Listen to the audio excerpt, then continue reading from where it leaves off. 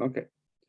All right. So we are going to record this new session that covers interventions. This is the continuing training on neuroscience of complex trauma. And now we're moving, now that we know the basic structures of the brain and the limbic system and what they do and how they interact with each other, now we can look into what are specific interventions that can be effective on trying to modify the reactions from these brain structures. All right, so let's move into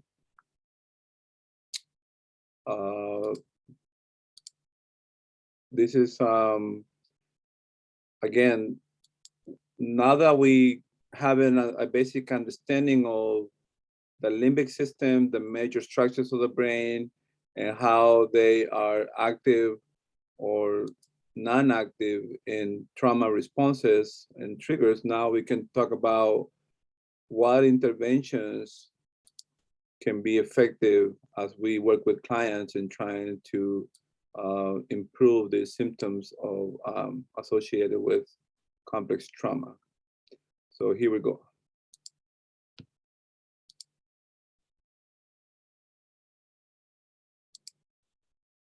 Activation of emotional mirror neurons. This is the most important thing that you try to build with a client, and it's very bottom up, it's experiential. And it's an ongoing process throughout therapy. But I would put it as the number one thing that has to be established before the other things can be done well. So with the trauma treatment roadmap, the alliance is always number one. But in reality, it's like number 2, 3, 4, 5. You know, it's all throughout, but it's always that first thing.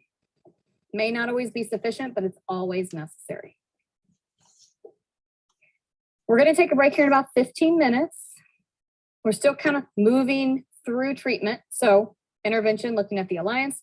Now let's begin to talk about brain change a little more broadly. I want to say a little bit about neuroplasticity. I mentioned this at the very beginning of the day, neuroplasticity as just being the brain's ability to change. You can change volume sizes of structures, you can change activations and networks, you can change connectivity, brain waves. There's all sorts of different ways we can change. And with 84 billion neurons, there's a lot of opportunities, which is great. I just wanted to put up here some basic rules of brain change. So brain change follows a set of rules. There's certain things that promote brain change and inhibit brain change. So let me highlight a few of these. The first one, neurons that fire together, wire together. This is Hebb's rule from 1949. He's way ahead of his time. What this means is that repeated experience strengthens or weakens neuronal bonds. So the more neurons activate together, the more they fire together, the more they wire together, the stronger that specific neural network becomes. The best example I have of this is if you have a map of the place you live, and the area that you live in, you have some sort of neural map for it. So I'm in Sacramento. So you probably have some sort of neural map of Sacramento. And the more you live in Sacramento, the more you drive around in Sacramento, the more those neurons are firing together and wiring together. And that neural network of Sacramento, it's like labeled Sacramento, or neural network in your brain, the bigger and the stronger it becomes. If though, and this kind of speaks to the use it or lose it, if you move away from Sacramento and you move to Houston tomorrow, when you arrive in Houston, if you haven't really spent any time there, you will have no neural network. Those neurons have not fired together, they've not wired together. You're gonna have to live there for a while before they fire and they wire together. If you live in Houston for 10 years, and then after 10 years, you come back to Sacramento, you've not used this neural network of Sacramento in 10 years, it will have withered away. Neurons that don't fire together, don't wire together, the networks loosen and they fall apart. So you'll come back and you'll be like, oh, I know that street name and I kind of know that street name, but you're gonna have a really hard time finding your way around. So use it or lose it, neurons that fire together, wire together. You can apply this to thoughts too. So the more you're thinking about something, the more those neurons are firing together, the more they wire together, the stronger that network with that thought becomes, the more likely you are to have that thought. So there's kind of the new agey thing about what you think about grows. And I always want to kind of be careful about that. I don't want to be like too superstitious about it, or like, I mean, especially somebody with like OCD, you see where that could kind of go wrong. But in a sense, it's actually true that the more you think about something, the more those neurons fire together, they wire together, the networks get bigger, they get stronger. The bigger the network gets, the more outside things it starts to attach to, the easier it is to trigger that network, easier you have that thought. And the more you have the thought, the more you have the thought. Kind of the direction it goes. Related to that, your attention is the network you're in. So if you ever want to know what neural network you're in, just ask yourself what you're thinking about. Where your attention is, that is the neural network you're in. That's the one you're building right now. So if you're thinking about your dog right now, you're building and strengthening that neural network right now. Those neurons are firing and wiring together. And that network just got a little bit stronger with you thinking about your dog. Okay. Another rule is that you have to activate a network to change it. This is what anyone with anxiety or trauma does not want to hear, because we want to avoid. Avoidance is always a hallmark of trauma and anxiety.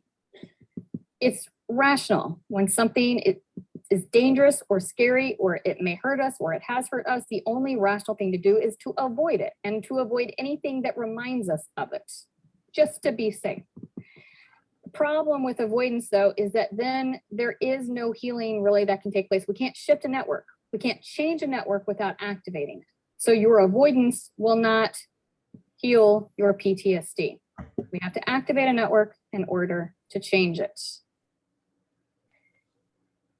In terms of changing networks, repetition and effort promote therapeutic brain change. So that whole, do the progressive muscle relaxation, not just once to change your brain, but like a lot of times. So therapeutic brain change requires effort, consistency, repetition. That's what changes the brain. Yeah. Yes, sometimes you have to create a new neural pathway. Sometimes you need to create a new neural network. Sometimes you need to just leave the darn old neural network that's not working for you so it can wither away. Yeah, so that you can think of brain change in these ways. So like traditional cognitive therapy is like, you have this core belief, I'm a failure, and it's not working out for you very well. And how many times have you had that thought, I'm a failure? Oh, 30 million times or so. Okay, so that's a big network. In fact, it might be so big that it's a worldview now. It might overlap with all these other networks. What we're trying to do in traditional cognitive therapy is get out of that network and come over here and build this new network of I'm a success, or whatever your alternative, that's your alternative thought. Whatever your alternative thought is, that's the new network you're hoping to build. I'm a success.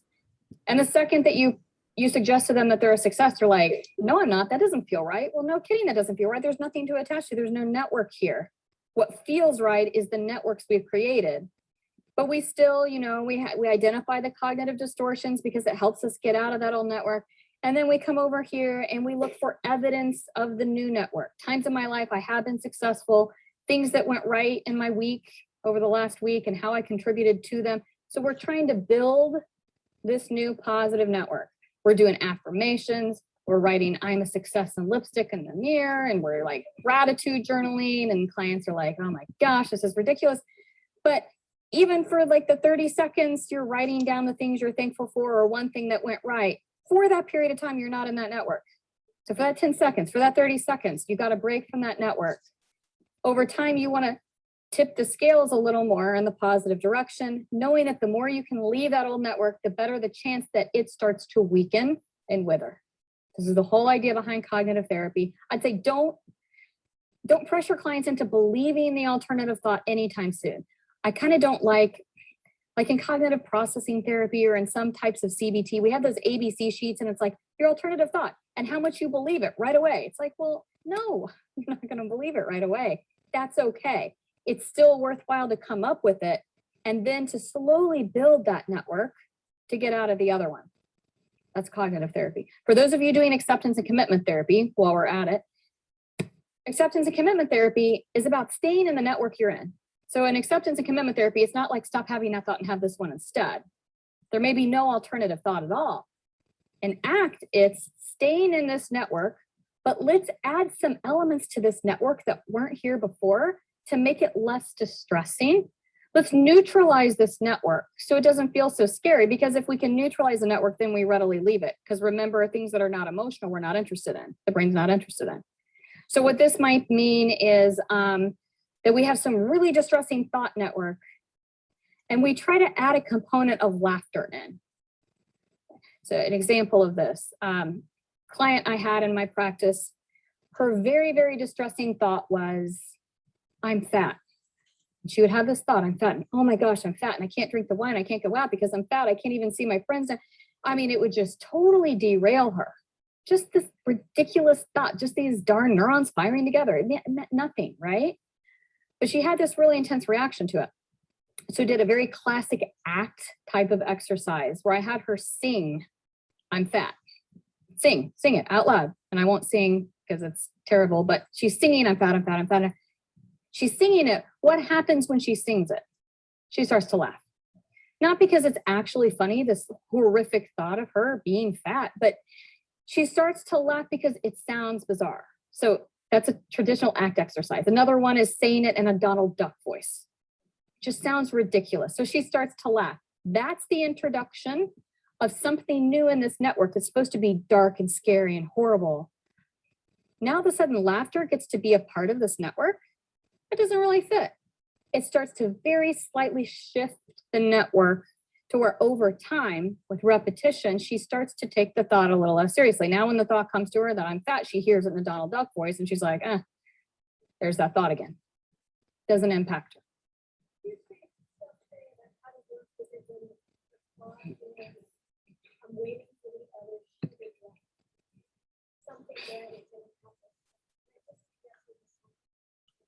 Yeah, so she's saying she sees it a lot in clients. You'll see this in trauma and anxiety where maybe something good happens and then they get overwhelmed immediately with, oh my gosh, now something bad is going to happen. Because something good has happened, something bad is going to happen, right?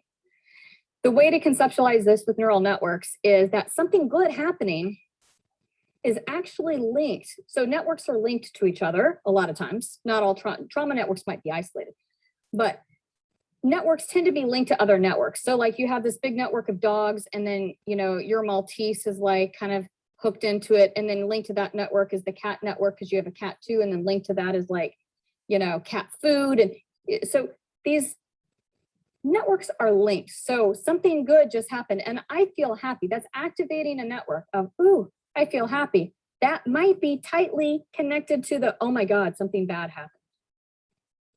So what I would be doing, I know this is a broad recommendation, look at that network of something bad could happen. And you may need to do some interventions there, whether it's memory reconsolidation, if it's based on a past trauma, if it's on a feared future event or a set of feared future events, you can do things like EMDR or EFT, emotional freedom techniques on that. You need to desensitize that network, whether you're doing some ACT techniques with it or CBT. You can see how it's like all roads are kind of aiming to the same place with therapy, where it's all about shifting these neural networks. Whether you're going to do it through traditional cognitive means or ACT, whether you're going to desensitize through bilateral movement or stimulation or tapping or whatever, it's just different ways to make these networks less distressing, less scary, less traumatizing. That's the idea. Related to all these rules too, brain change is active, not passive. Okay, so we want to, brain change is always happening, but for therapeutic brain change, usually you have to be doing something. So I don't put the fix on clients. They don't come to me and I'm like, my daughter and I have this little thing where when she gets hurt, she says, put the magic on. And so I'm like, and I'll like kind of, if I can kind of press on it to kind of for the pain receptors, but she has it in her mind that like, if I do the magic, it's going to be better. That's fine for a 4-year-old, but like in therapy, I'm not like, like, there you are. So it's active. I'm not doing it to them. They're doing it. I get asked all the time, how fast can you fix this? Whew. I don't. You do. And let's talk about what you're doing in the 167 hours that you're not seeing me per week, as opposed to the one, so it depends on what you're doing. And I am there to help facilitate that, but I don't do something directly. So brain change is active on the part of the client. Okay, so these are the rules of neuroplasticity. Oh yeah, number 3, you have to activate a network to change it. Yeah, you have to face the thing that you're avoiding. Yeah. So if if it's some sort of traumatic memory, we have to access that network if we're going to change that network. Now, you might be able to change other networks through avoiding that network. But if you're having these intense re-experiencing symptoms and that trauma is wreaking havoc in your life, we do have to activate that network. Now, it doesn't mean that we have to necessarily activate the memory that led to the trauma network, but we have to activate the trauma network somehow. But remember, in networks, and this is kind of, actually, let me go to this slide. So networks are comprised of a lot of things. So this network is called I'm worthless. That's the summary statement. Maybe that's like a core maladaptive belief, whatever flavor of CBT you like. But there's a lot of things that go into this network: sensations, situations, thoughts, people, emotions, places, memories. It may not be the case that they have to address the exact memory of the trauma, but they are going to have to activate the network of I'm worthless if they're going to shift anything. So avoiding that is not going to get changed. Does that kind of make sense?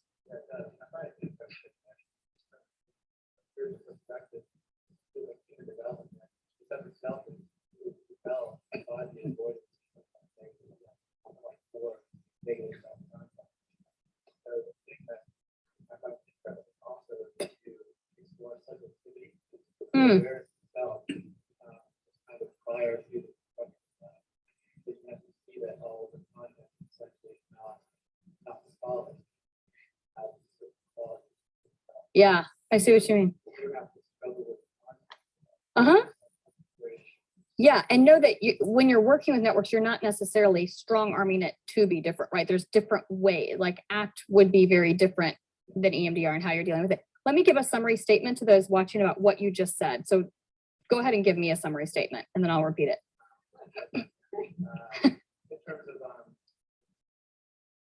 looking at the unavoidability of core negative underlying.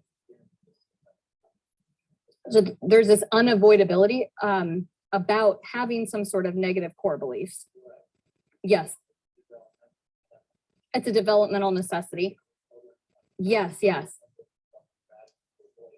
Yeah, and we have to then develop a strategy. Yeah. So one thing I will say about these negative networks, trauma networks are not the same as negative networks. And when we get a little bit further on, I'll talk about what is a trauma network versus just other networks or negative networks. What's the difference? And why do we need to work directly with trauma networks? If I Am Worthless is a trauma network, we probably need to work with it. But if it's a negative network, we don't just neutralize negative networks. And it might actually be adaptive for networks to be negative. As long as a network is negative but not traumatic, usually people are okay. And this will make a lot more sense when we talk about trauma networks and how they differ.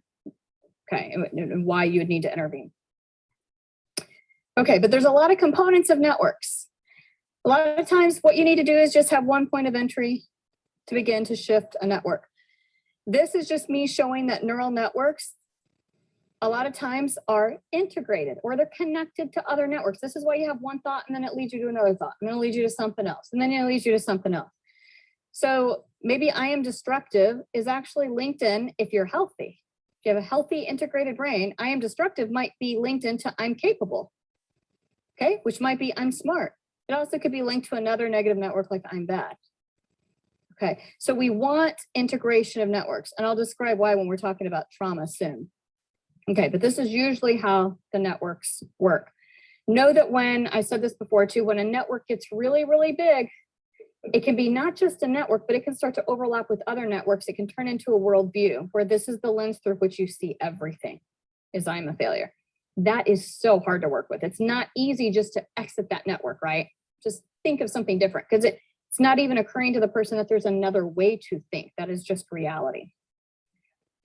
Got 2:45, so we're going to get back, start back. We're going to go till 4. I know generally where I want us to be about 4 o'clock.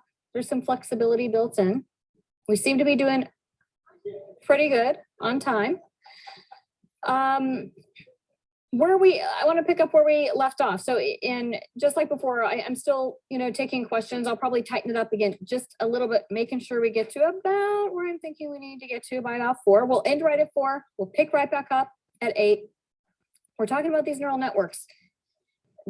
a big goal of therapy is shifting neural networks, strengthening some, weakening others, building new ones, getting out of the old ones that are not working so well for us. They're all goals of therapy. So it's a way of conceptualizing therapy in terms of neural networks. You got all these different therapeutic approaches that are all aiming to shift neural networks in their own special way. Before the break, I was saying that if neural networks get too big, whether it's a trauma network or any maladaptive belief kind of network, maybe like I'm worthless here. When you stay in a network for a really long time, okay, that network is activated a lot. Remember, those neurons that fire together, they wire together.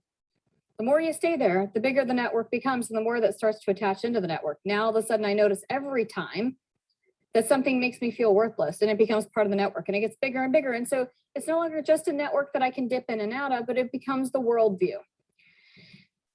Know that it's very difficult when you get trapped in a network, when you get shrouded in a network, when you get very deep in a network, it can be hard to see the forest from the trees. You can get trapped in it. This goes for big worldview networks or just other networks, especially trauma networks, where trauma networks, we'll be talking about them specifically soon, but trauma networks are notorious for being easy to fall into, hard to get out of.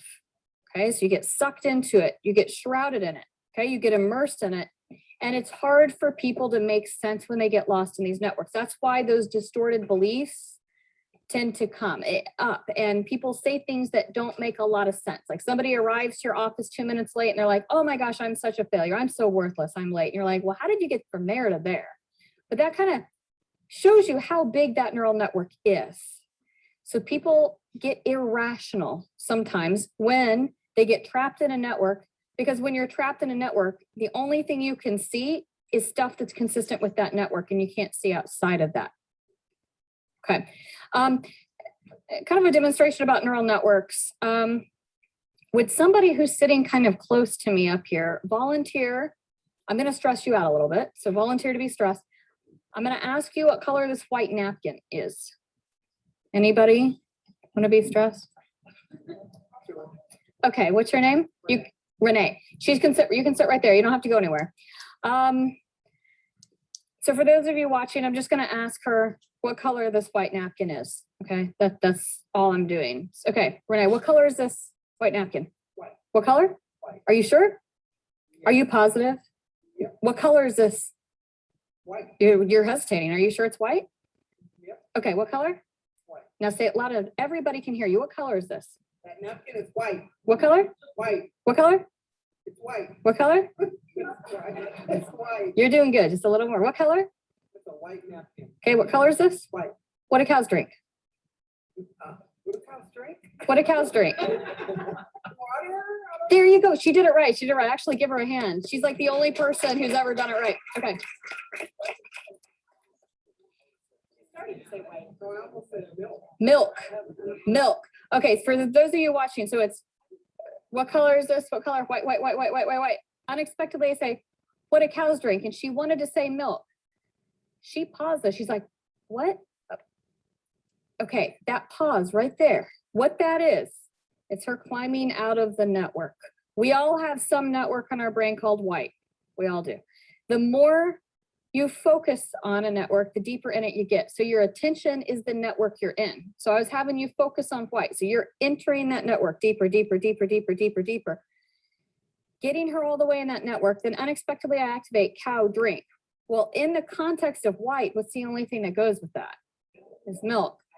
So just about everyone that I ever asked that to will say milk. She was smart in that she paused. That's why when you're put on the stand to testify, you pause a little bit because they're going to lead you, kind of like I did, right? Leading the witness into these different networks, activate a certain thing. And then if you answer too fast, you're going to answer with some milk equivalent and then you're discredited. Okay. So, but this is just to demonstrate that the network is your attention. The attention is the network you're in. And the more you're focused on that white, the more you get into that network, the more you get immersed in that network, the harder it is to answer a simple question. What do cows drink? And she's like, what? If I had not immersed her in this network, that would have been an easier question. So people who are very depressed, very anxious, very traumatized, and they're living in these networks, and you're like, yeah, but maybe you're a success. What? It doesn't feel right. It's going to be difficult. Sometimes the big work is just climbing out of the network, or even seeing that it's a network you're in that you could climb out of. So this work is not always done overnight. Just like I said before, you're not going to like present to them, maybe you're a success, and they're like, oh, that's what I needed. Thanks. I'm leaving. Like, that's what I needed. Yeah, no. Okay, so these networks are can be very rigid. They can be very hard to get out of. They can be hard to shift, but this is a main goal of therapy. Okay, networks of therapy. I've already said all this. We can exit networks, we can shift them. These are kind of things that we want to do. Already did that little demonstration. Relating this to working with memory and therapy. Okay, I kind of like this quote. George Lindenfeld, he's a neuromodulation guy, psychologist out of Florida. He says, although PTSD is triggered by trauma, it is really a disease of memory. The problem isn't the trauma, it's that the emotional charge of the memories remains hair trigger and consequently intrudes into numerous activities of daily living. The general rule I go by is that when somebody's having really intense re-experiencing symptoms and they're not going down, they got a memory issue. Memory reconsolidation might be helpful through neuromodulation, which is what he does, through tapping, EFT, through brain spotting, through EMDR, through any kind of exposure work where you're working with memories. I've already said this before, but conceptually what you're doing is you're pulling that memory out of the hippocampus, you're bringing it up into working memory where the hippocampus is collaborating with the prefrontal cortex to focus on it. You're cognitively shifting it in some way, maybe some restructuring. You're calming your body physiology down while you're thinking about it, however you're shifting it. And you put it back into the hippocampus a little different than how you found it, hopefully in the direction of health, right? Hopefully in a less distressing way. That's really what we're doing with memory and therapy. And we're going to be talking about those techniques. Let's say a little bit about trauma networks. So I've talked about how networks work, what it's like when you get immersed in one, what the goals can be for shifting them. Why is a trauma network so darn hard to change? Trauma networks are a little different from just negative networks. Here are some things about trauma networks. Okay. Trauma networks tend to be very rigid. Okay, so they're resistant to change. So you may have someone with the trauma network labeled, I am worthless. And maybe when that network isn't activated, they're walking through their daily life and they can acknowledge that they're not actually really worthless. Like, I know rationally I'm not really worthless, okay? But then something triggers that feeling of worthlessness and boom, I'm worthless all over again. And it's like they can't seem to shift that network. So as long as they don't fall into the network, maybe they're okay. But as soon as that gets triggered, now they regress. Now they're back into I'm worthless. Also think about trauma networks. Sometimes they're fragmented. So the pieces of a network may not seem to fit together. Sometimes this can be fragments of memories or sensations that don't seem to go with a certain memory. It can be kind of confusing. The other thing about trauma networks is they're notoriously easy to activate or to trigger. So the littlest thing, boom, activates I am worthless. But once you're in the network, they're really hard to get out of. So once you get inside that I am worthless network and you're in that headspace, then when your best friend tells you, no, remember, you're not worthless. Remember, you don't always feel this way. No, usually you don't feel worthless. And remember, I can tell you all the reasons why you're not worthless and you still just feel worthless. It's like you can't be pulled out of that network. So they're hard to get out of. Part of why they're so hard to get out of is that trauma networks also tend to be isolated. Kind of by definition, trauma doesn't fit with other things in your life. Kind of one thing that makes trauma trauma, right? Is it doesn't fit anywhere. Kind of think about over accommodation in cognitive processing therapy, right? How you're always trying to make the trauma fit with something else, and it doesn't. These networks can be very isolated, rigid. It's all like there's a concrete wall around them.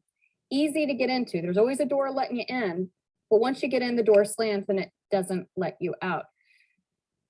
So what happens is you're trapped in this neural network that's not attached to any other networks. It's not integrated with other networks, like the healthy networks are integrated with other networks. Okay, like if you have a network that's negative but not traumatizing, like let's say it's I am destructive and it's not a trauma network. Maybe there's a bridge from I am destructive into I'm capable. When those networks are integrated and you fall into I am destructive, well, because it's integrated with some more adaptive networks, you can self-talk your way out of that.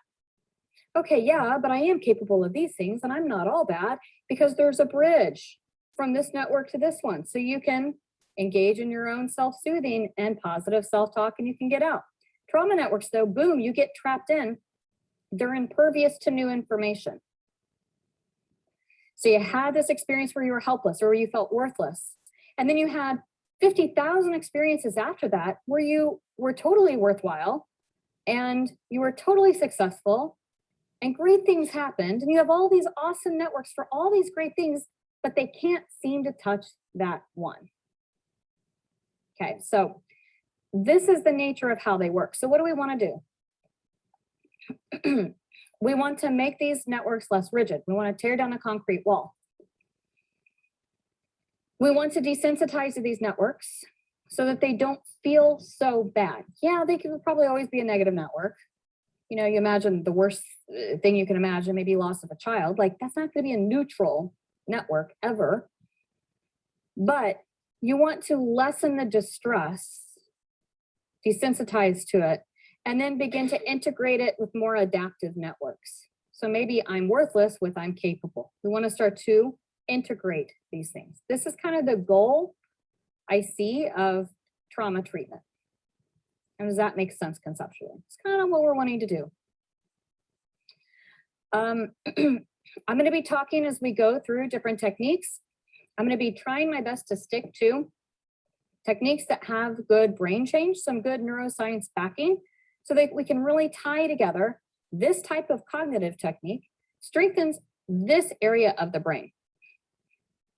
This technique really helps memories that are distressing become less vivid, okay, less distressing. Using alternative thoughts to kind of merge these networks together. Okay, so we're going to be talking about all sorts of ways to do that. One thing I wanted to present up front, because it has some of the best, oh, I already said all this. Some of the best evidence is EMDR. So I'm going to be presenting evidence for somatic techniques, brain change for that, for the cognitive stuff, for the narrative stuff. So we're going to talk about all of it. But I did want to highlight what's going on in EMDR with shifting trauma networks in particular. Now, trauma treatment is a lot more than just shifting trauma networks. It's getting into the body. It's doing cognitive work that's not trauma focused because you just need to build these areas, right? It's lowering the amygdala's activation. It's increasing the insula's activation. So it's a lot more than just working with trauma networks. But talking about EMDR and what it does, okay, EMDR aims to loosen the networks, to integrate the internal components, to shift them, to restructure them, to make them harder to trigger, less dangerous feeling, easier to exit, and allowing in new adaptive information. And in this 2-day workshop, I can't like make you competent in EMDR. I mean, this is just maybe a third of all the stuff that we're going to be talking about in terms of interventions. But I do want to give you enough EMDR-based skills to where you can actually begin to at least incorporate some bilateral stimulation in your practice. So we were going to do that tomorrow. But this is the goal. In terms of the research, with EMDR in particular, it's so compelling. That's why I have to present it.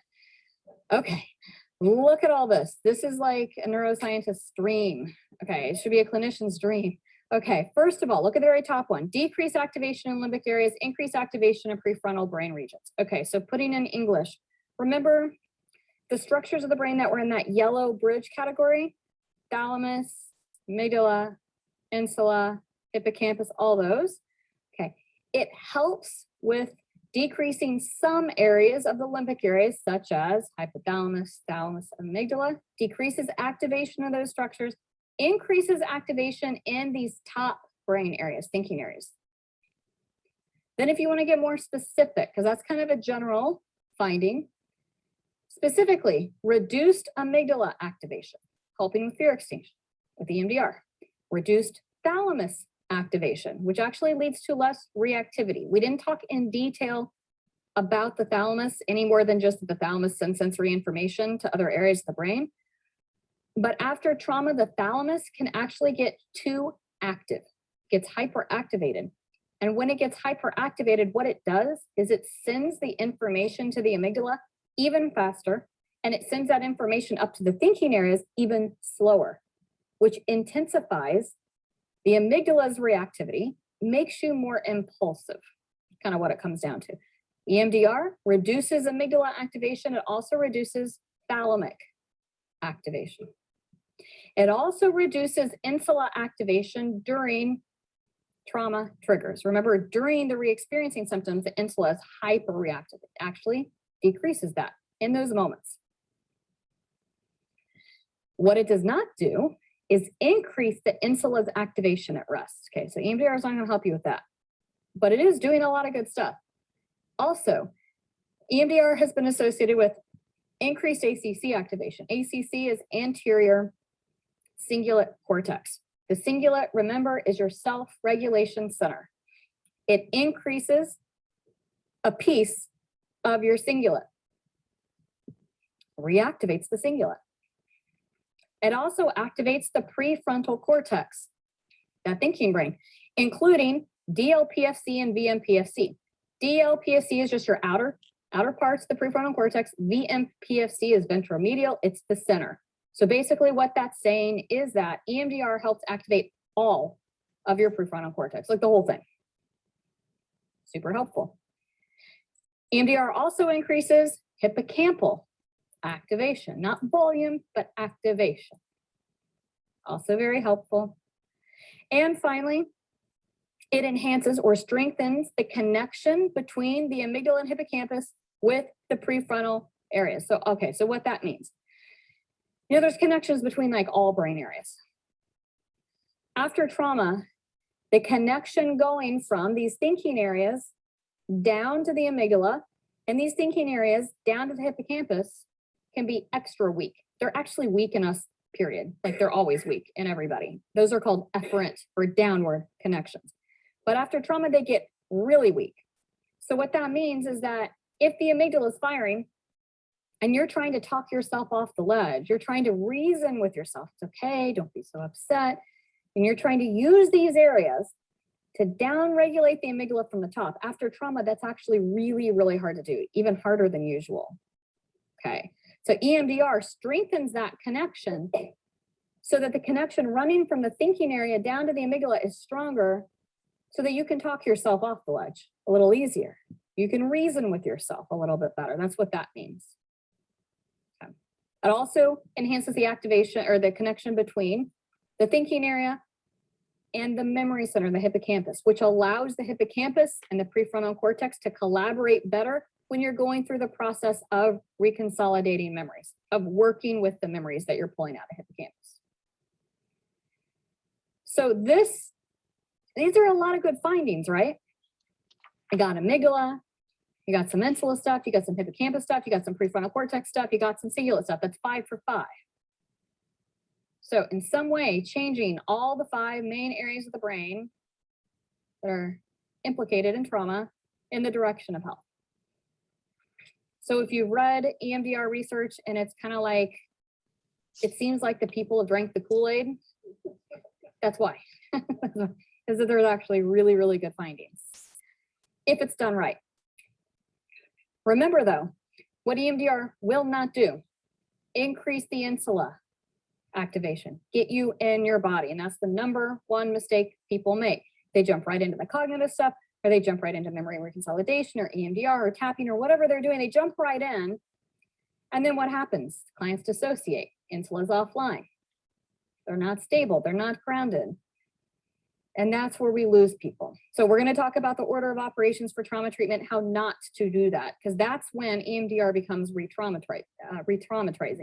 traumatizing to people. And we don't want to re-traumatize them. Okay, so Good skill set to have only when done at the right time and the right way. Otherwise, it's dangerous. One more thing I wanted to say too. Remember I talked about the hippocampus and regeneration of neurons in the hippocampus? Here's a slide for it. So remember, you're traumatized, when you're stressed, memory consolidation can be impacted. You don't process memories in the same way you would because cortisol floods the hippocampus, prevents it from fully activating. Over time, if you develop PTSD or an anxiety disorder and that cortisol continues to flood the hippocampus, starts to atrophy. No worries, you can begin to rebuild this area of the brain, neurogenesis. And I gave some examples. I gave the example of how to do this, like ideas for how to increase neurogenesis, exercise, incorporating omega-3s. And I also said meditation, which I didn't put up here. Another way that you can increase your brain's ability to form new neurons is by not consuming too many calories. Just don't tell this to people with an eating disorder. It's not helpful. But it is something that has an impact. The mechanism, or why, what makes exercise regenerate neurons? What makes omega-3s helpful? The mechanism here, and I have a typo here. This should have an H after P, neurotrophic factor. BDNF, not going to talk in great detail about this, but definitely look this up if you're interested in this. The mechanism to neurogenesis is increasing BDNF in the brain, brain-derived neurotrophic factor. When you increase BDNF in this area, it promotes regeneration of neurons.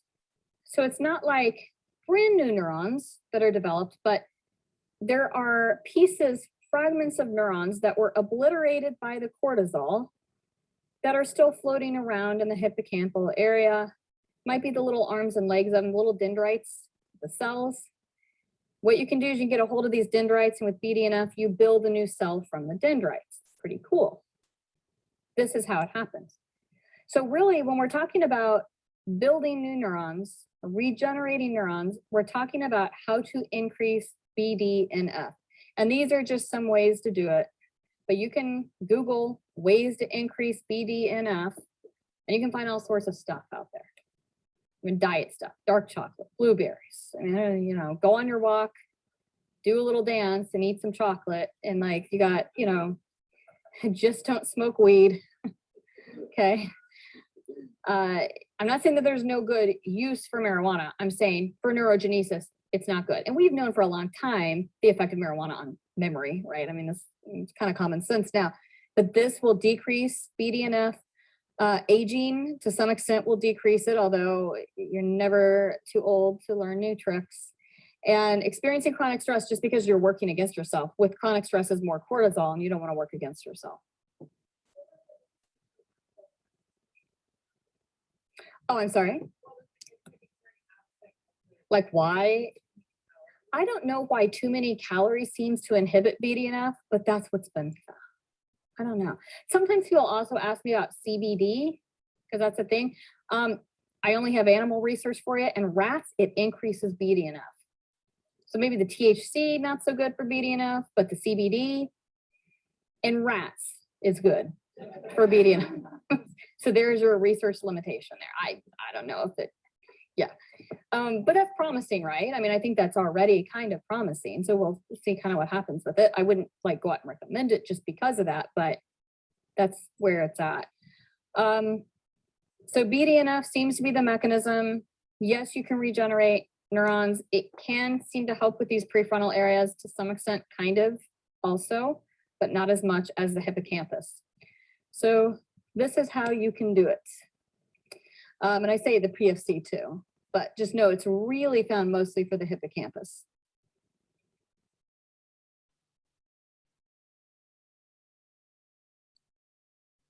Okay, so this is, we are going to pause so we can kind of like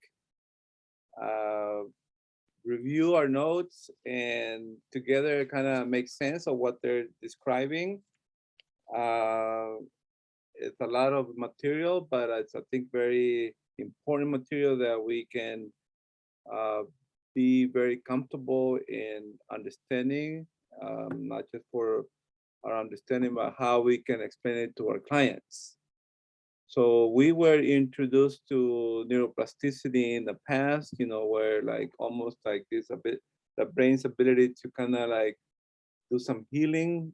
And some of the main principles from this training is that remember that neurons that fire together, wire together, so meaning that repetition, right? The repetition and repetition and repetition, so that this neuron network began to kind of form. And we know that the ones that we use the most are the ones that are going to become dominant.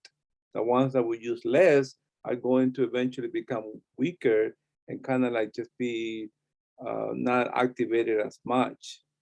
And something that we learned from EMDR was that we need to access the trauma networks.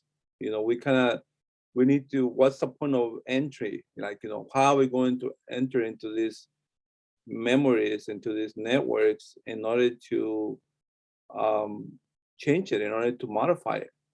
And I know sometimes people are anxious about making people cry or getting into these memories or these networks, into these memories or traumatic events. But like she was suggesting, that the only way to change it is getting in there.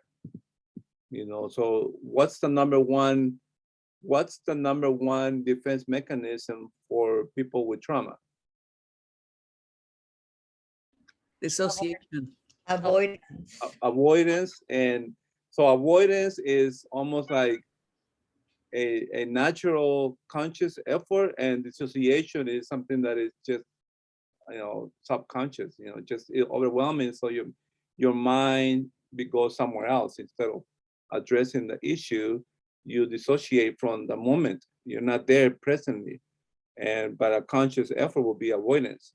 So avoidance is the number one, the most used and the most accessible way of avoiding dealing with traumas. You avoid it, right? You avoid it. That's the number one defense mechanism that you do. And once you're in therapy, let's say, it might become so overwhelming that you dissociate. This is just too much, so the brain goes somewhere else because it just activates into many parts of the brain that gives you an overwhelming sensation. So in other words, so you have to go and actually get into the network in order to change it. And remember, repetition and effort promotes brain change. So that's kind of like what she was suggesting. So if they ask you, how fast can you fix this? And you can say, depends on what you do in between our sessions. Kind of like saying, you are going to have to repeat what we are suggesting. So what I'm proposing to you, what I'm recommending that you do in between the sessions, because it's going to take a lot of repetition. So something that I wanted to bring out that I think was important was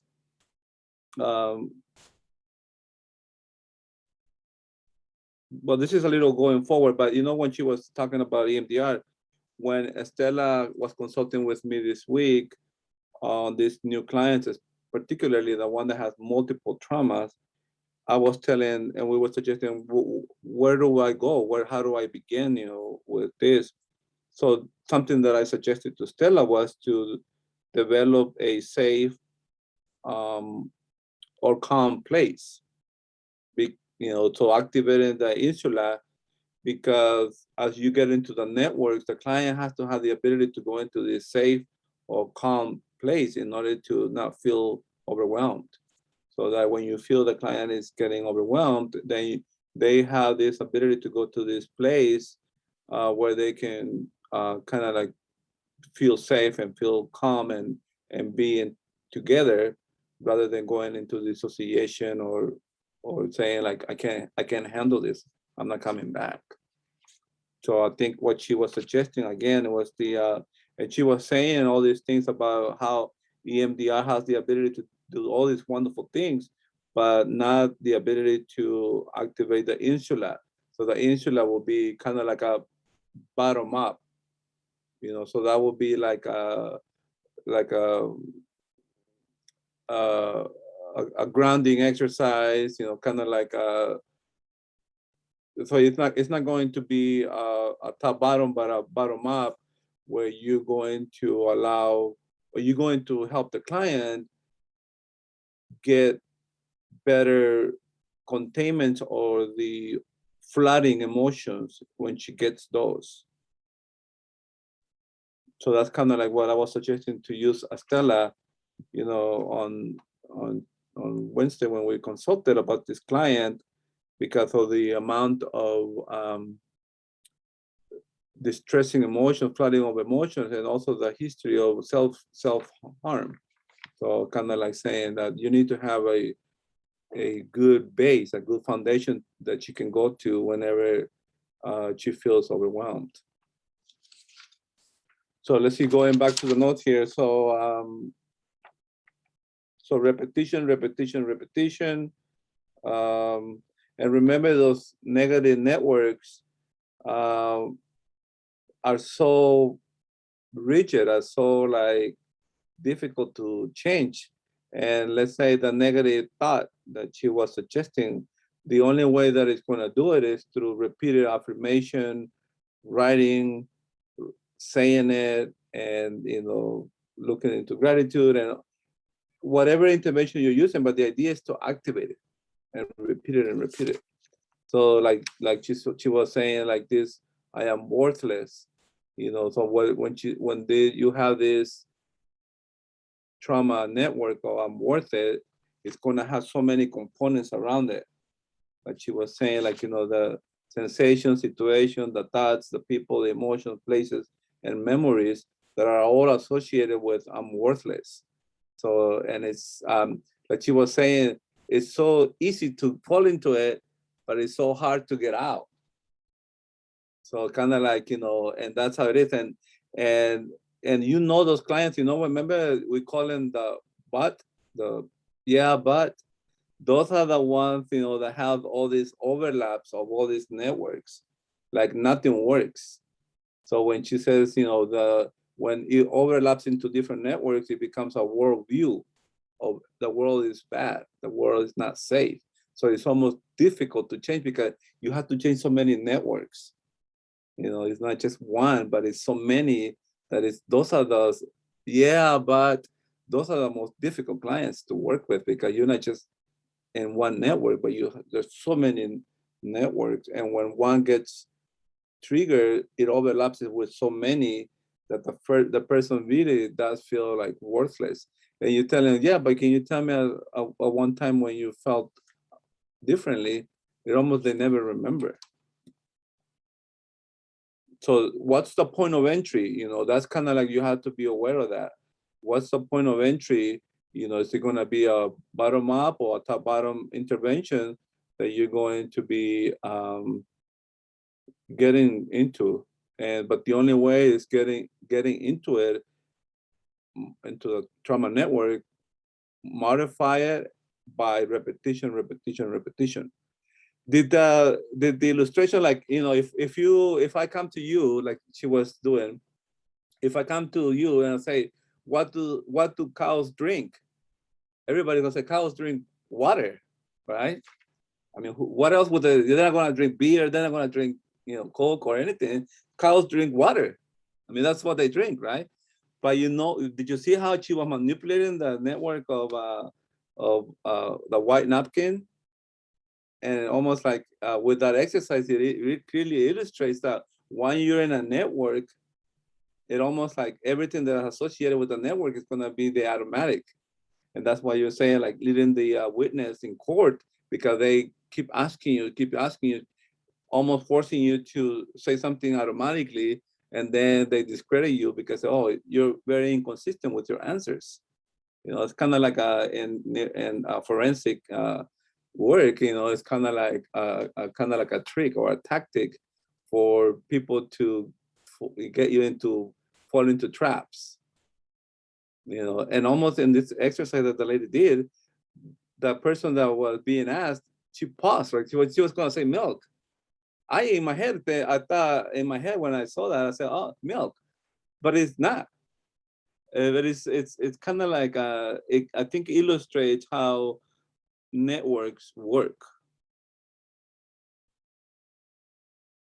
Okay, so I like the fact that, and then she's gonna go into these different modalities, and I know that she started with EMDR because it has the most research, but she also talked about ACT, ACT, and all these other interventions.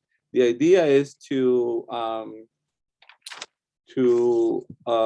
be able to increase the areas that promote well-being and decrease the areas that they create distress. And that's what kind of like what EMDR does. Less activation of the amygdala, the thalamus, and then and increase the activation of the hippocampus, the cingulate cortex, kind of like promoting self-regulation. And also, did you notice that I like also the explanation of, how if you go too early from top bottom, and if the client says, I'm not good, I can't do anything good, and you start to say something like, can you think about an alternative thought?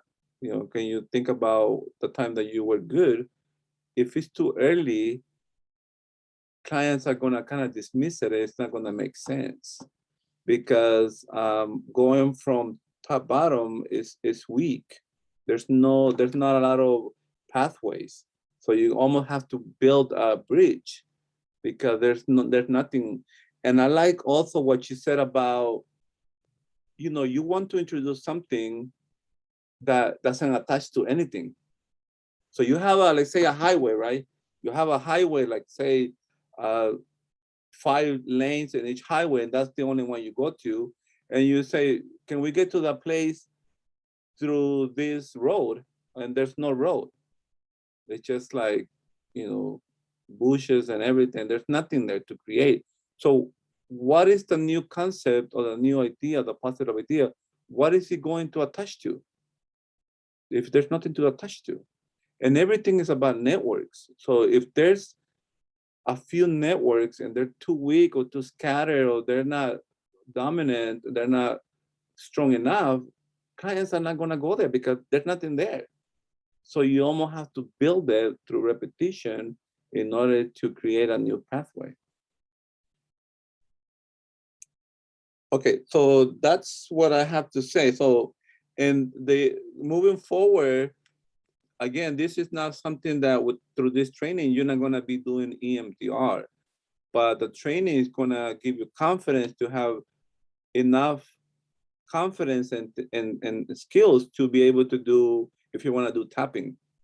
So in EMDR is 8 stages, and the one that stage 4 is the one that reprocessing, and that's kind of like the BLSing. So that, I think you need to have good training, but all the other stages you can do it, or you can do, instead of the BLSing, you can do the tapping. So through this training, as we move forward, you're gonna have that ability to do that. Okay, so all right, so that's kind of like what I picked up from the training. Dr. Juarez, what did you, beyond what I said, what else did you pick up?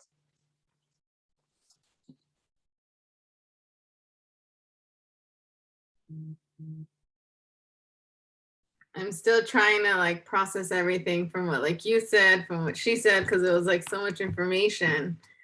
I'm trying to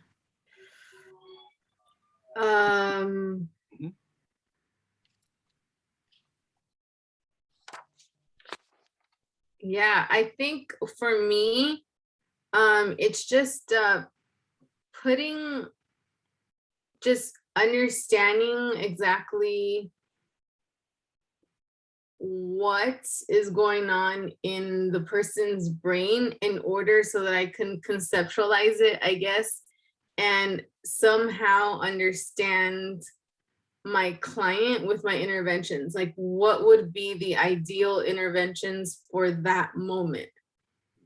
You know, so I think for me, it's like, as I'm learning all of this, I think I'm just like thinking of certain clients, and I was like, okay, so maybe instead of doing this, this would be a better approach because it would be targeting what they're currently undergoing. So I think just kind of putting everything, conceptualizing everything, I think is where my head's at right now, if that makes sense. But definitely a lot. Today was a lot, and I feel like it was a lot of new information that I feel like I need to kind of go over it to really understand it.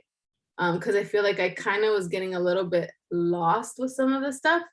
But great things. Yeah. Beautiful. I'm glad. And remember, and it's funny because we already have a little bit of knowledge, a little bit of understanding. Again, we're not neuroscience, we're not, all these people with all this, but we have a little bit of knowledge. I like when she said, remember, she said something about, remember how the, when you talk about the hippocampus, I think she mentioned some today, she mentioned about how cortisol destroys the hippocampus. I think she mentioned it, but we kind of knew that from the previous training, when you go into neurogenesis, what do you call it? Yeah, neurogenesis. Neurogenesis, and we knew that we have that ability to kind of like the brain with neuroplasticity and neurogenesis, the brain it almost is its own healing process, the ability to do some repair, and also when she talked about how EMDR helps with the different the amygdala, the hippocampus, so we knew a little bit of those structures and how in complex trauma they are overly activated or not activated enough, and how EMDR comes in and has the ability to activate or deactivate. And again, it's when we go forward with the training, and we will know more about how that's being done. Okay, very good. So it's a lot of material, a lot of information, but it's kind of like coming together with the basic understanding that we have from the previous trainings. All right, Dr. Pineda, what did you pick up? I feel like Angie was saying, like it's a lot of information, but I do think that it makes you realize that it's all about the timing of interventions, because if you go, obviously, like we learned so much about CBT and cognitions and things like that. And I feel like, especially with the population that we work with, it makes you realize that sometimes, even though we're very, we work a lot with CBT, maybe it may not be the best way to begin, because of the fact that, as she was mentioning, like there's so much, somatic things and just like a lot of other things that go into it. So it does make me realize, like, obviously timing of interventions and what's the best thing to do with clients, especially given the fact that we work with, very complex trauma most of the time. Very good. That's a great point. So again, like Dr. Juarez was suggesting, based on this information, what would be the best way to work with this client, or how do I start working with this client? Like I was suggesting to Stella, the safe place, a calm place, for somebody who is so has so many traumatic experiences, and that has a history of self injuries, behaviors, patterns, to be able to have a place, a technique that she can go to when if she feels overwhelmed.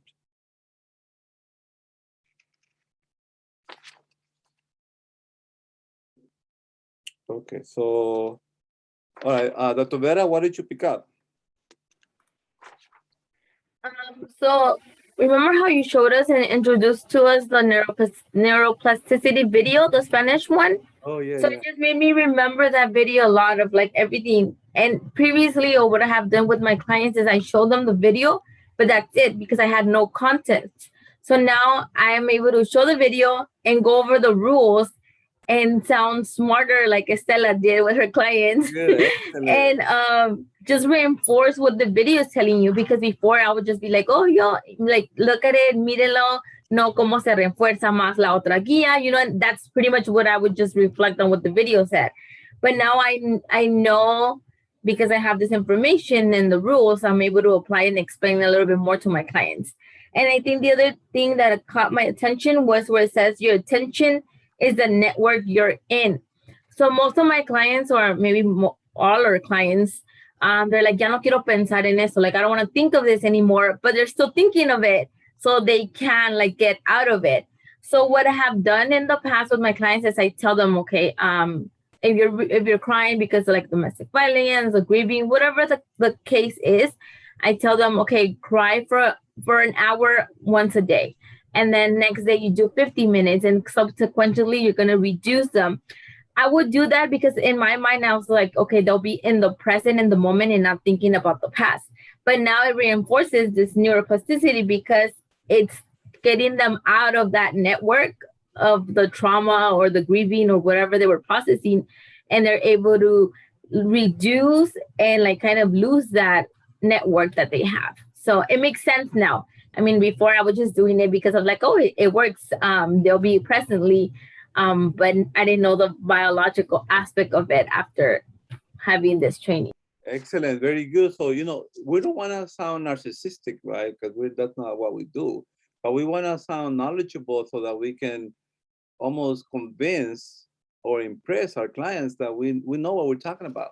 So if we talk about this, you know, anatomy or biology or however you want to introduce it, that they will know, oh, yeah, you know what you're talking about. And so that's one component. And the other is like, you know, she was suggesting, and she's going to go into detail more about, and then also later on, I'm going to see what specific trainings we're going to get so that we can get really good at it, like the ACT, like, you know, the ACT. So I don't want to think about it, but they're always thinking about it. So this is how kind of like the concept of when you talk about rumination or ruminating, right? So I don't want to think about it, but you're always thinking about it. So one of the techniques that she was, you know, that they were talking about, this is from ACT, do something fun about it. You know, like she said, like, you know, sing it, or, you know, saying a Donald Duck, you know, voice. So you think about it and it doesn't have the same amount of emotional pain. So it almost kind of like you bring into this network of this thought or this memory is associated with so much pain. You know, it activates the nervous system where it has all this emotional pain, right? So if you begin to introduce something different that is not painful, but instead is silly or, you know, kind of like dumb or whatever it is, that the network is being modified by bringing things that are not, they're not all painful, that they're not all like overwhelming. Very good. So I like that. And moving forward again, based on all this information, I'm going to see what trainings, specific trainings we're going to get to. I have seen this video like 5 times, and every time I see it, I feel like I learned something new, you know, and I have so many notes here everywhere. But in talking to you also, I feel like I learn more, you know, as we begin to, as we're discussing this and breaking it down, because it's a lot of information. It can be very advanced information for us, but when we break it down and try to understand it in as best as we can, and then we begin to see how we're going to use it with our clients. All right. So, Dr. Hammonds, what did you pick up? Hi, good afternoon, everyone. One of the things that I did kind of stood out in my mind was about that when she talked about the trauma and the networks linking together. And I think Dr. Vera was talking a little bit about that, where the client says something good's going to happen, but then all of a sudden they may say, okay, something negative is going to happen. And so it's almost good, but then again, it's kind of like the good and bad networks were linked together. So I liked how she said to really emphasize on the interventions to make she says, we want those networks to be less distressing, less traumatizing. So changing them, even though they may have a lot of like, well, I'm good, I'm smart, but then I think they were all intertwined together. So really focusing on changing those negative networks so they can, even though it's a good thing, but there's also some bad ones in there. So really changing the interventions to kind of change that. So I thought that was pretty interesting how she talked about the interconnection, because I was looking at all the different ones. So I think, one of the things is just focusing on what are some of the networks within what the client is saying and how they're interconnected and being mindful of that. I think that's very important. Very good. And something that I noticed in some clients, especially like but sometimes, they are so conditioned to this negative or victimized role, and that whenever they feel like we're making progress, they almost have a tendency to sabotage our work. And that is making a lot of sense, because there might be, so everything is negative, and as soon as they feel something positive, it almost like it's uncomfortable, or they're afraid that it's just temporarily and that it's gonna be more painful if they lose this positive. So they're almost the negative is more dominant. So they want to go back to the negative. So the interconnection of networks and being able to understand that within a network there might be multiple areas that are connected, and we might be just touching on one, but there's so many that it's so difficult to modify. Okay, so let's move on. Marilyn, what did you pick up? Hearing you talk right now, it made me think about when you're saying that the clients are, always, it's very hard for them to let go of those mechanisms.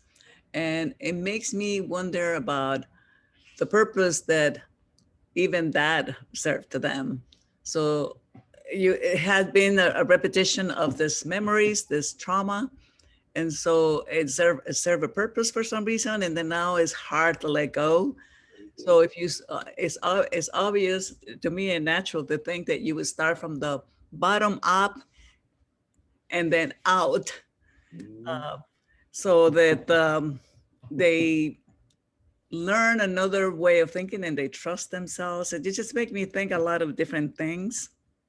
And it also, I'm very impressed about how easy it is to get neurogenesis, like have your neurons regenerated, I don't know. I guess for me, it sounds easy, but I know it's hard for a lot of people. But yeah, those are the things that I was thinking about. Of course, like everybody else said, it's a lot of information, and I'm one of those people that I had to like review this like 2 or 3 times to be able to really get the full idea of how this is gonna be applied, in treatment, because that's really what we're trying to do here. We're trying to learn this so that we can apply it. Not just the theory, but also the applicability of it. Excellent point. And that's me too. And I don't know if because, I'm getting older, but I have to kind of like, kind of be exposed to it and multiple times and hear it and write it. And Right. then to fully understand, because it's not about me knowing this, it's about how this knowledge is going to make me a better clinician. Oh, a more absolutely. efficient clinician. Yes. And by the way, yeah, so these trainings are also going to be in our office, our virtual office. So that's why it's being recorded, because you can go back, we're gonna call it session 1, 2, 3, 4, interventions and all that. So you can actually go and get it. But I like also that, because remember that these networks, if you see it from, like, say, psychodynamic, if you say a defense mechanism, so defense mechanism, I want to conceptualize it as a defense mechanism is a network, right? Um, it helped you to survive whatever you were going through at that time. Mhm. The problem is that the network continues to be present when the situation is different. Let's say you were sexually molested as a child, and by you, let's say, dissociating at that moment, that's helped you survive. So that became the way of coping with it. So now you're not a child anymore, and you're not so vulnerable because you're an adult. You can protect yourself. You have all this knowledge, and situations, your environment is safe, but you still have that defense mechanism that will take you whenever you're feeling triggered. It will take you to that same mechanism that helped you survive, but it's because situation is different, it's not helping you anymore. So, but how do you change it if it's the only one that you know how to do? So, one technique like I do when I see that is like, now that you're an adult and you're full of wisdom, you're stronger, you're bigger, you're safer, what would you tell that child? If you had the ability to tell that child, what would you tell her? So that also is another technique that we do in EMDR when we're doing the BLSing, and the client now has the ability to do some healing on the wounded child, because the client obviously is a wiser, stronger, is in a safe place. And now that this adult person can talk to the inner child and to change so that the child has the ability to, in this mode, change the network and create a better network that is not just from the 5-year-old perspective, limited perspective, but now from this wise adult that is giving the child this new way of seeing this. All right, so Valerie, what did you pick up? I think two things kind of stood out to me. The first one was when she was talking about like the repetition of things, and I kind of was thinking of like speaking things into existence and how that idea is getting more popular now.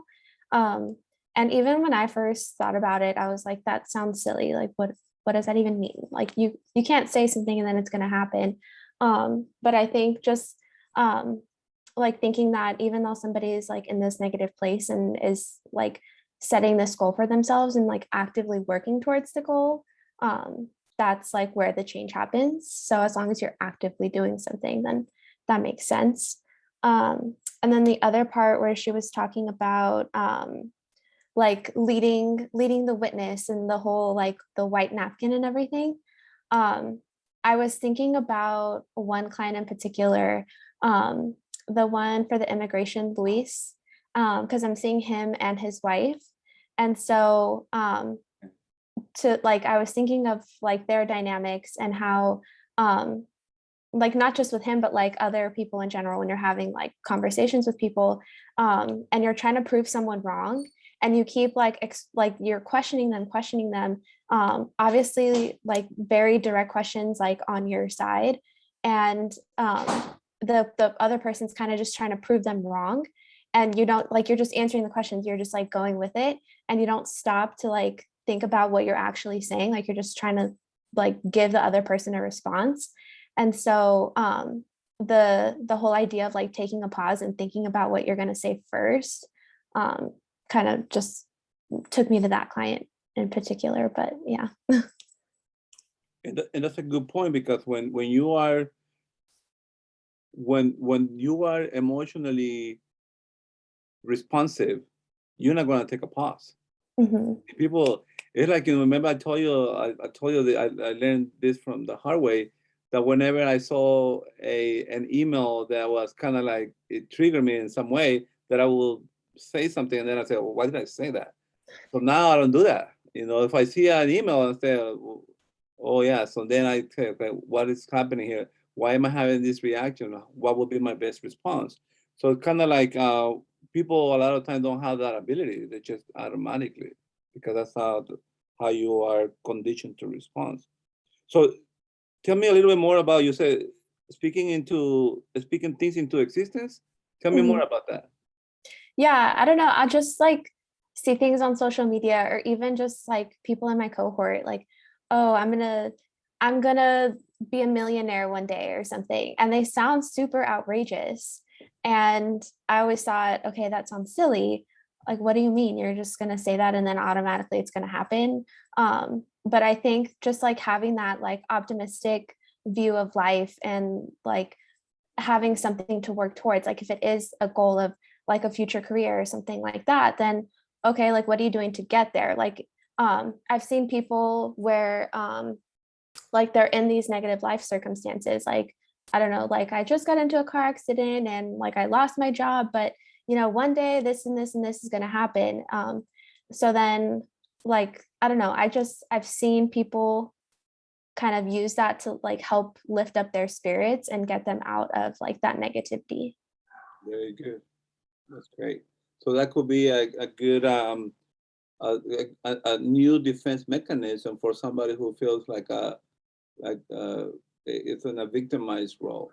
I wish that you would talk to our client. What's his name from this morning, Dr. Pineda? The one we were requesting the. Oh yeah, we have a client that he has this thing for like requesting a lot of like gift cards and just a lot of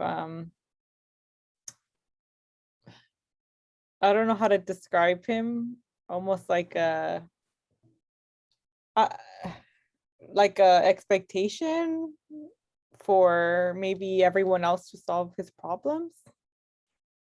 Seno, you saw this guy, and what Valerie is suggesting, that they're speaking things into existence, like almost saying like, I'm in a bad place right now, but I know it's gonna get better and something is gonna come, and almost like making it happen, like I'm gonna eventually get out of the situation and my life is gonna look better. So this guy has none of that. And remember, this is amoroso and Enamorado. amoroso. I knew exactly who you were talking about. So he will have none, right?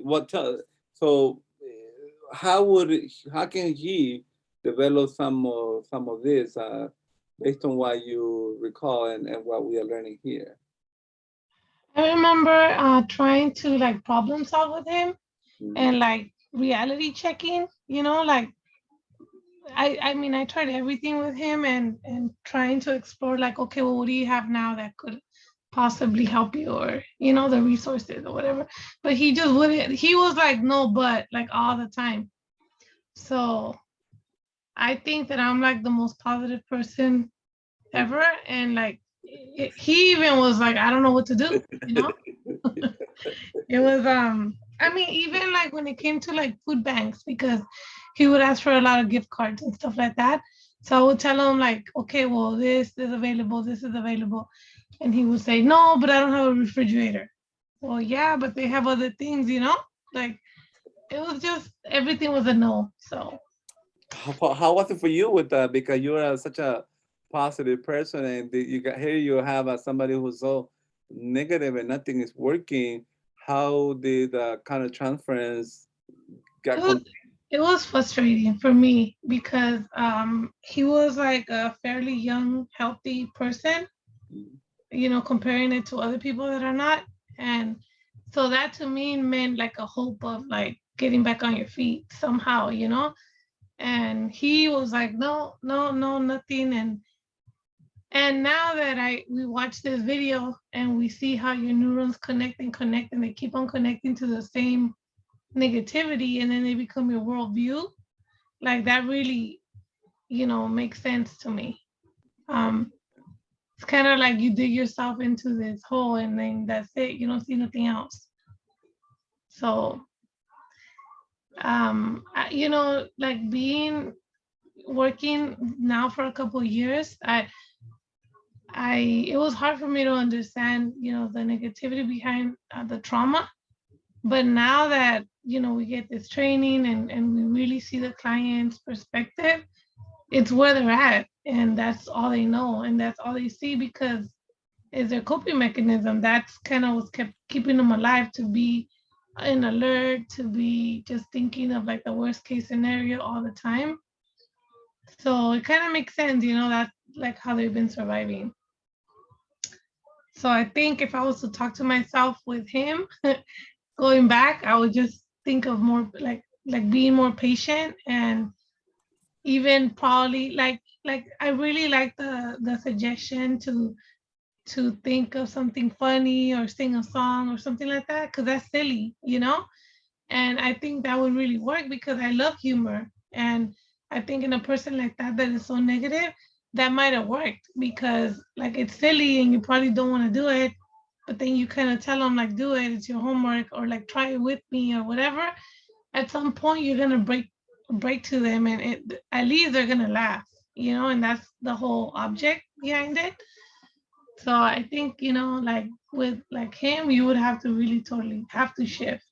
And then once you start shifting a little bit at a time, hopefully you start building new networks and it would work out.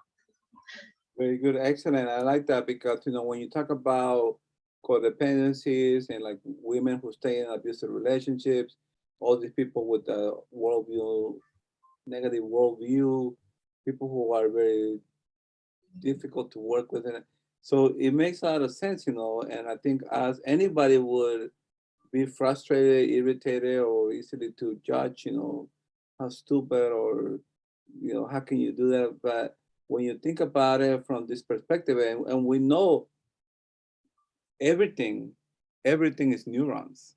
Yeah. There's no thoughts, there's no feeling, there's no action without neurons. Yeah. You know, when we were hearing about the neuron connection and all that, I have a client now that she was in very bad DV situation, and she's no longer with the perpetrator or anything like that.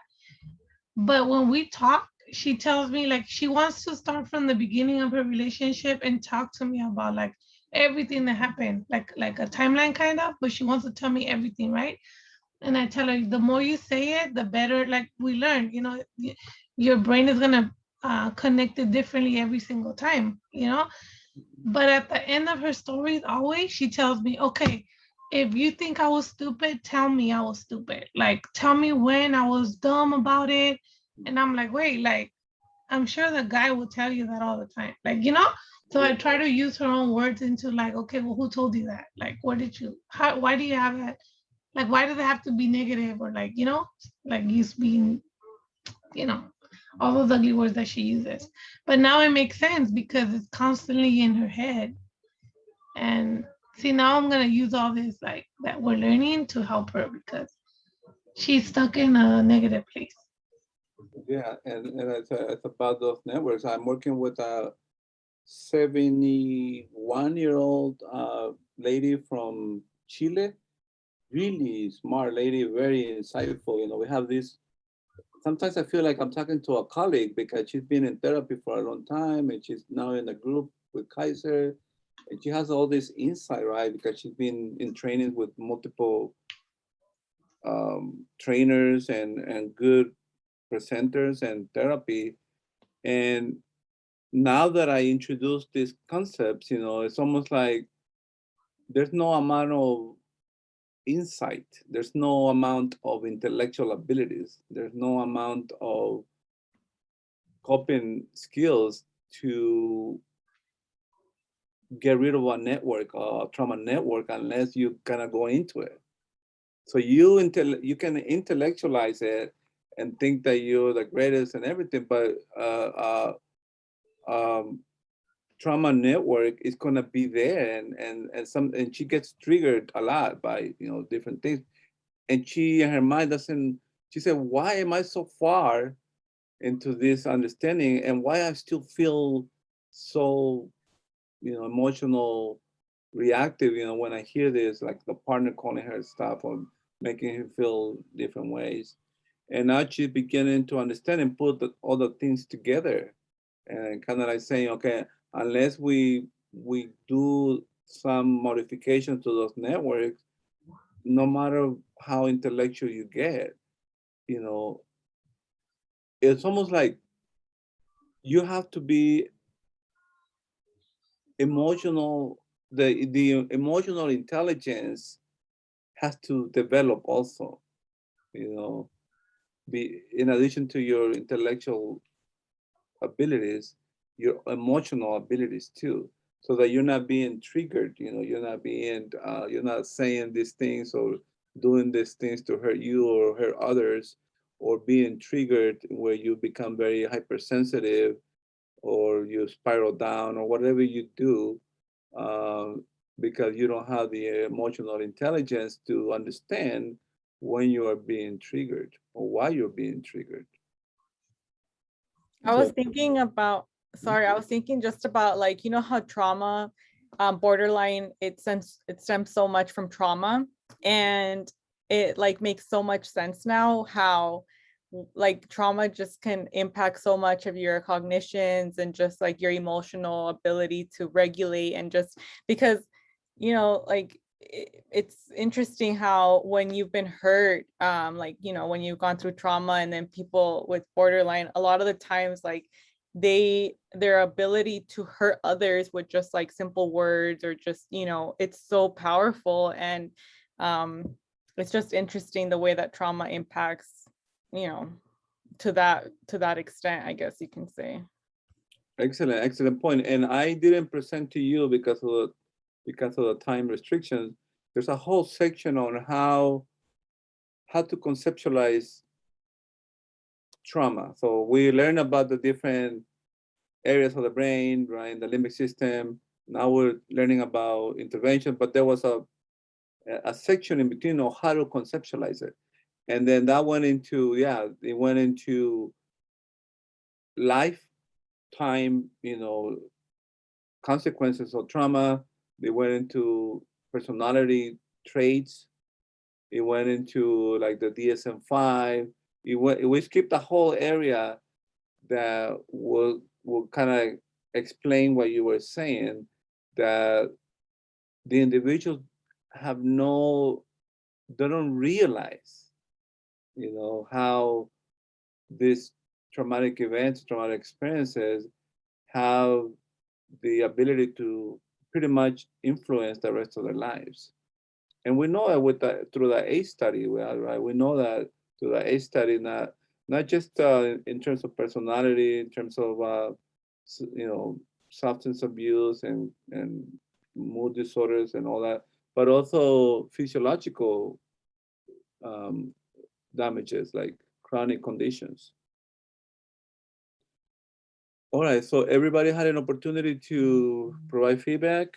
Now, in general, so we'll pause it right here, the recording, so that we can have it for future reference or trainings, for new staff members to be able to access the training at any particular time. And then next week, we'll continue with the other parts of the interventions. All right, stop recording.